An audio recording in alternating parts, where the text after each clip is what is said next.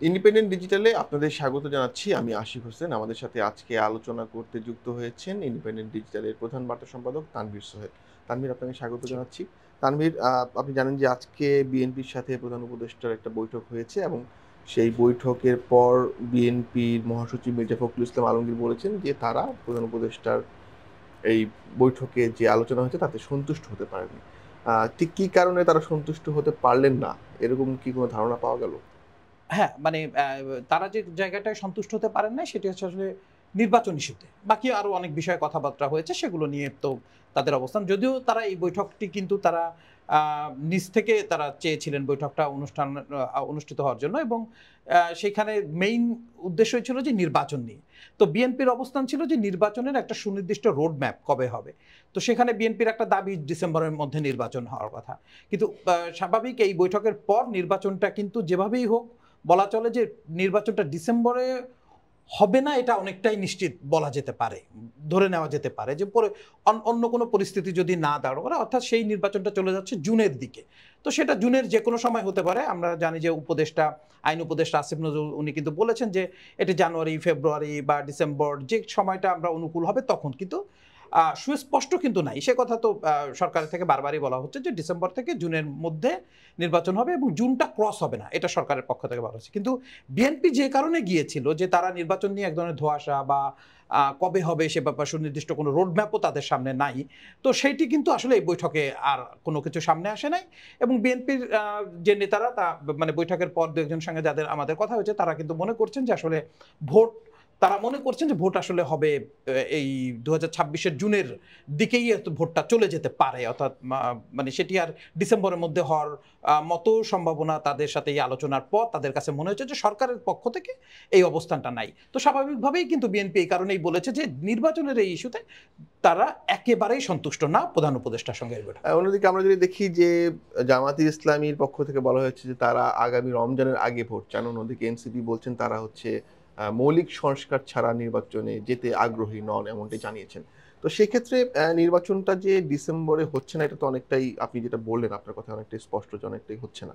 তো সেক্ষেত্রে নির্বাচন কি জুনের পার হয়ে যেতে পারে? মানে এর মধ্যে আ অনেক ধরনের কিন্তু সংশয়, অনেক ধরনের কথাবার্তা কিন্তু আসছে। বিশেষ করে আপনি জানেন যে স্বরাষ্ট্র উপদেষ্টা কিছুদিন আগে বলেছিলেন যে জনগণ তাদেরকে আরো ৫ বছরের জন্য ক্ষমতায় দেখতে চান। যদিও তিনি সেটা আ গত কয়েক জনগণের উপরে গ চাপিয়ে দিয়েছেন। জনগণের উপরে চাপিয়ে দিচ্ছেন। তো সেক্ষেত্রে কি মনে হচ্ছে আসলে সবকিছু হ্যাঁ, মিলিয়ে? আপনি যেটা বলছেন আসলে মানে ভোটটা নিয়ে কিন্তু এক ধরনের আ মানে আমি বলব যে কবে ভোট হবে সেটা নিয়ে এক ধরনের ধোঁয়াশা কিন্তু রয়েই গেল। এই বিএনপির এই বৈঠকের পর যে এই থেকে কোনো সমাধান আসলো বা আরেকটু মানুষ নিশ্চিত হলো তা না। এর পাশাপাশি কিন্তু আপনি যেটা বলছিলেন যে স্বরাষ্ট্র উপদেষ্টা বলছেন জনগণ। আসলে এটি তো আমরা সবসময় দেখি পলিটিক্যাল পার্টি হলেই বলে ১৮ কোটি জনগণ আমার সঙ্গে আছে, ১৮ কোটি জনগণ এটা চায়।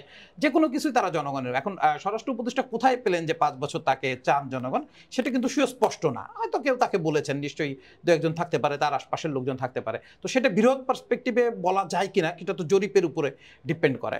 হয়তো চাইতে পারে মানুষ, আমি বলছি না যে মানুষ চাচ্ছে না। হয়তো এমনও হতে পারে ১৮ কোটি মানুষই চায় যে ৫ বছর থাকুক। কিন্তু সেটি তো একটা বেস লাগবে, ভিত্তি লাগবে যে কিসের ভিত্তিতে আমি বলছি। কারণ তিনি সরকারে আছেন। তিনি একটা দায়িত্বশীল পদে আছেন এবং তাদের সরকারটা কিন্তু কোনো পলিটিক্যাল সরকার না যে আমরা ধরে রাখি যে পলিটিক্যাল সরকারগুলো একটু উল্টাপাল্টা কথা বলে, এইটি বলবে সেটাও না। সো আমার মনে হয় তার ওই কথার ব্যাপারটা যে পরে তিনি আবার জনগণের উপর চাপিয়ে দিলেন এটি আসলে আরো সংশয় তৈরি করছে। এটি আপনি যেটা একদমই কারেক্টলি আইডেন্টিফাই করছেন যে এটা ভোট নিয়ে আরো সংশয় তৈরি করছে। পাশাপাশি জামাত ইসলাম বা এনসিপির কথা আপনি যেটা বলছিলেন যে এনসিপি বা জামাত ইসলামের ভোট চাওয়ার ব্যাপারটা আমার কাছে খুব একটা আ মানে গুরুত্ব পায় না। গুরুত্ব পায় না এইজন্য যে তারা কি আসলে ভোট চায়? এনসিপি অবশ্য সরাসরি বলছে তারা মৌলিক সংস্কার ইত্যাদি।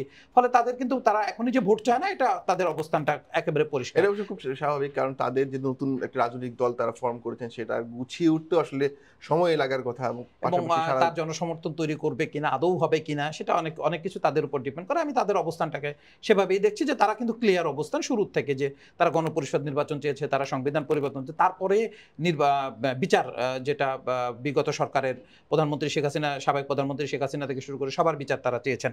তো সেটি একটা লম্বা প্রসেস। তো তার মানে তাদের নির্বাচন নিয়ে একটা সুস্পষ্ট যে অবস্থান সেটা কিন্তু তাদের কাছে আছে। জামাতের অবস্থানটা খুব একটা স্পষ্ট না। তারা কখনো বলছেন ভোট, কখনো বলছেন না ভোট। এবার লন্ডনে তারা বিএনপি চেয়ারপারসন খালেদা জিয়া এবং ভারপ্রাপ্ত চেয়ারপারসন তারেক রহমানের সাথে কথা বলেছেন। সেখানে তারা জামাতের আমির বলেছেন যে তারা রোজার আগে ভোট চান। এখন এটি আসলে কতটা সঠিক বা আদতে চাওয়ার কিনা, কতটা চাওয়া মানে একেবারেই ভোট তারা, অর্থাৎ যদি আমরা বলি রোজার আগে, তাহলে সেটা ফেব্রুয়ারিতে ভোট হইতে হয় অ্যাকচুয়ালি, মানে সর্বোচ্চ, কারণ রোজা শুরু হবে সম্ভবত 21 বা 22 ফেব্রুয়ারি আগামী বছরের। তো তার আগে ভোট হতে হলে সেটা ফেব্রুয়ারির মধ্যেই তাহলে ভোটটা হতে হবে। এখন তারপরেও আবার তারা কিন্তু কখনো বলেন যে বিচার হতে হবে, বিচারের কাজটা, তো বিচার একটা লম্বা প্রসেস। যদি এই সরকারকে বিচারের কাজটা শেষ করতে হয় তাহলে কিন্তু খুব মানে বলা যায় না যে তাদের অবস্থান যে নির্বাচন সবার আগে, এটা তাদের অবস্থান হওয়ার উপায় নাই। এবং বিএনপিও যদি আসলে যদি চায় যে সরকার বিচার করবে এবং অনেকগুলো বড় সংস্কারে হাত দেবে, তাহলে কিন্তু আসলে ভোট খুব শীঘ্রই হওয়ার কোনো সুযোগ নাই। যদিও আসিফ নজরুল পরিষ্কার করছেন যে তারা কোনোভাবেই জুন ক্রস করতে দিবেন না 2026 সালে। এখন সেইটা নিয়েই আমাদের আপাতত আশাবাদী থাকতে হবে। এবং ডক্টর মোহাম্মদ ইউনূসও অনেকদিন ধরেই বলছেন ডিসেম্বর থেকে জুনের মধ্যেই নির্বাচন। তবে তিনি মাঝে মাঝে ডিসেম্বরের কথাও বলেন যে ডিসেম্বরের মধ্যেই নির্বাচন। তবে সার্বিকভাবে এই মুহূর্তে যদি আমি পুরো পরিস্থিতিটা আমরা দেখি, তাহলে এটি আপনি শুরু থেকে বলছিলেন যে ডিসেম্বরে আসলে ভোট সম্ভব কিনা, আমার কাছে মনে হচ্ছে না ডিসেম্বরে আসলে ভোট সম্ভব না। ডিসেম্বরে ভোট হচ্ছে না এটা মনে হয় এখন পরিষ্কার। এটি 2026 সালে, অর্থাৎ 2025 সালে আর নির্বাচন হচ্ছে না। আমরা ধরে রাখতে পারি 2026-এর কোনো একটা সময় হয়তো নির্বাচন অনুষ্ঠিত হবে। এই ক্ষেত্রে একটা প্রশ্ন কিন্তু বারবার ঘুরে ফিরে আসে যে রাজনৈতিক দলগুলোর এখন যে অবস্থান, তাতে আওয়ামী লীগ প্রশ্নে তাদের মধ্যে কি কোনো ধরনের মতৈক্য হয়েছে কিনা, বা আওয়ামী লীগ কি নির্বাচন করতে পারবে কিনা, সেই বিষয়ে কি তাদের মধ্যে কোনো কথাবার্তা হচ্ছে? দেখুন, আওয়ামী লীগ নির্বাচন মানে করতে পারবে কিনা এই মুহূর্তে যদি বলতে হয়, তাহলে আওয়ামী লীগের তো নির্বাচন করতে কোনো বাধা নাই, কারণ সে নিষিদ্ধ না, সে একটা নিবন্ধিত রাজনৈতিক দল। অর্থাৎ আমরা জানি যে নির্বাচন করতে কারা পারে না, যারা নিবন্ধন নাই এবং রাষ্ট্রীয়ভাবে যদি নিষিদ্ধ থাকে কোনো দল সেটা। এবং আওয়ামী লীগের দিক থেকেও কিন্তু তারা কখনো বলে নাই যে কোনো নির্বাচনে আমরা অংশগ্রহণ করব না, আগামী কোনো ভোটে আমরা যাব না, সে কোনো। ফলে আওয়ামী লীগের এই যদি বলতে হয়, তাহলে নির্বাচনে এই মুহূর্তে যদি বলি আওয়ামী লীগের নির্বাচনে কোনো বাধা নাই। পাশাপাশি আর একটা জিনিস হচ্ছে, আওয়ামী লীগকে আপনি কি নিষিদ্ধ করার কথা যেটা ছাত্রদের মধ্যে থেকে আসছে, বিভিন্ন সময় জামাত ইসলামও তাদের বিরুদ্ধে ব্যবস্থা নেওয়ার কথা বলেছে, কিন্তু শুরুতে এটা হয়নি। এবং এটি আমার কাছে মনে হয়েছে যে আওয়ামী লীগের নিষিদ্ধের বিষয়টি যে শুধু সরকারের মানে দায়িত্ব নিবে সরকার, বিষয়টা এমন না। কারণ সরকার যদি নিতেই পারতো, সরকারি সিদ্ধান্ত নিতে পারতো এই সরকার অথবা অন্তর্বর্তী সরকার, তাহলে সেটি হয়তো অনেক আগেই কার্যকরের একটা সুযোগ ছিল। হয়তো তারা এটি এমন হতে পারে যে বিচার প্রক্রিয়া শেষ করে তারা চিন্তা করতে পারে। তো সেটি একটা লম্বা প্রসেস। সেকেন্ড হচ্ছে সব দলের মতো ঐক্য যে বিষয়ের মধ্যে, তো সেখানেও কিন্তু দেখা যাচ্ছে যে বিএনপি কিন্তু সরাসরি কখনো একটি রাজনৈতিক দল নিষিদ্ধের কথা বলে না, আওয়ামী লীগের নিষিদ্ধের কথাও তারা কখনো বলে না। কারণ আপনি জানেন যে বিএনপির অবস্থান কিন্তু সব দলের অংশগ্রহণ তারা চায়। তারা সবসময় নিজে থেকে গর্ব করে এটা যে তারা বহুদলীয় গণতন্ত্র ফিরিয়ে এনেছে। তো সেখানে একটা রাজনৈতিক দল নিষিদ্ধের ব্যাপারটা নিয়ে তারা ওইভাবে যেতে চায়, এখন পর্যন্ত চায় নাই। পাশাপাশি কিন্তু বিদেশি শক্তিও এখানে একটা গুরুত্বপূর্ণ। আমি ভারত বলছি না, ভারত অবশ্যই আওয়ামী লীগের প্রতি সহানুভূতিশীল, এটা আমরা সবাই জানি। এর পাশাপাশি অন্যান্য পরাশক্তিগুলোও কিন্তু যে খুব চাইবে যে আওয়ামী লীগ নিষিদ্ধ করে ফেলানো বা একটি রাজনৈতিকভাবে এখানে একটা ওরকম ক্রাইসিস তৈরি করতে আমার মনে হয় না। এখন পর্যন্ত কিন্তু আপনি দেখবেন যে জাতিসংঘ আসুক বা অন্যান্য বিদেশি শক্তিগুলো আসুক, ইউরোপীয়, তারা কিন্তু যখন বলে, যুক্তরাষ্ট্র যখন বলে, তখন কিন্তু তারা একটা শব্দ অন্তর্ভুক্তিমূলক শব্দটা বলে। অন্তর্ভুক্তিমূলক শব্দটার অর্থ কিন্তু ওই যে সব রাজনৈতিক দলগুলো আসা, এবং সব বলতে বাংলাদেশে আপনি এর আগেও যদি দেখে থাকেন যে যখন আওয়ামী লীগকে বলা হতো যে অন্তর্ভুক্তিমূলক ইলেকশন হইতে হবে, সব দলের অংশগ্রহণে ইলেকশন হইতে হবে, তার মানে কিন্তু বিএনপিকে আসতে হবে। অন্য দলগুলো আসলে বাংলাদেশে কার্যকর তখন নাই, আসলে ওই অর্থে নাই। এখন বিএনপি এখন আছে, আওয়ামী লীগ আছে। এখন যদি কখনো এই প্রসঙ্গটা আসে যে নির্বাচন হতে হবে অন্তর্ভুক্তিমূলক, সব দলের অংশগ্রহণ থাকতে হবে, তাহলে আপনাকে বুঝতে হবে তারা হয়তো সরাসরি কোনো দলের পক্ষে বলছে না, কিন্তু বুঝতে হবে যে তারা চায় যে আওয়ামী লীগ ইলেকশনে আসুক। ফলে এটি এককভাবে যে এই সরকার সিদ্ধান্ত নিতে পারবে বা রাজনৈতিক দলগুলোর মধ্যে মতৈক্যের মাধ্যমে আওয়ামী লীগ নিষেধ হবে, বিষয়টা শুধু এর মধ্যেই সীমাবদ্ধ থাকবে বলে আমার মনে হয় না। এর বাইরেও যেহেতু বিদেশি শক্তিদেরও একটা হাত থাকবে, ফলে এটি খুব সহজ হবে তা না। তবে বিচারিক প্রক্রিয়ায় যদি এরকম কোনো কিছু আসে, সেটা হয়তো সরকারের জন্য সহজ। সেটা তো লম্বা প্রক্রিয়ার বিষয়, কারণ হচ্ছে একটা বিচারিক প্রক্রিয়া শেষ হতে তো অনেক সময় লাগে। আমরা দেখতে পাচ্ছি যে এখনো যে আন্তর্জাতিক অপরাধ ট্রাইব্যুনালে যে মামলাগুলো হয়েছে, সেগুলো সেই অর্থে আসলে এখনো চার্জ গঠন করাই হয় নাই, অর্থাৎ বিচার এখন শুরু হয় নাই।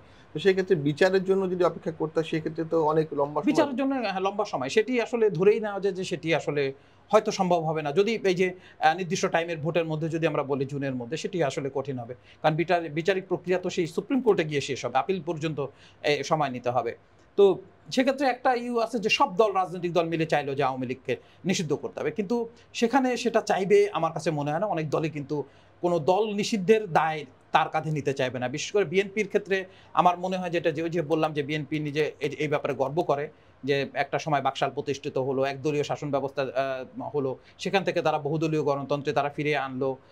তারা সবসময় এই গর্বটা তাদের মধ্যে কিন্তু থাকে যে আমরা এই সব দলের অংশগ্রহণে গণতন্ত্র, কোনো রাজনৈতিক দলের উপর আমরা কখনো প্রেশার করি নাই, নানা ধরনের কথা কিন্তু তারা সবসময় বলে। ফলে এই বলার জায়গাটা তারা হারাতে নাও চাইতে পারে, এবং এখন পর্যন্ত তাদের মনোভাব কিন্তু সেরকমই মনে হয়। অনেক ধন্যবাদ তানভীর, আপনার সাথে কথা বললাম, অনেক গুরুত্বপূর্ণ পয়েন্ট জানলাম। আজ এ পর্যন্তই, দেখা হবে পরবর্তী আয়োজনে। ইন্ডিপেন্ডেন্ট ডিজিটালের সঙ্গে থাকুন।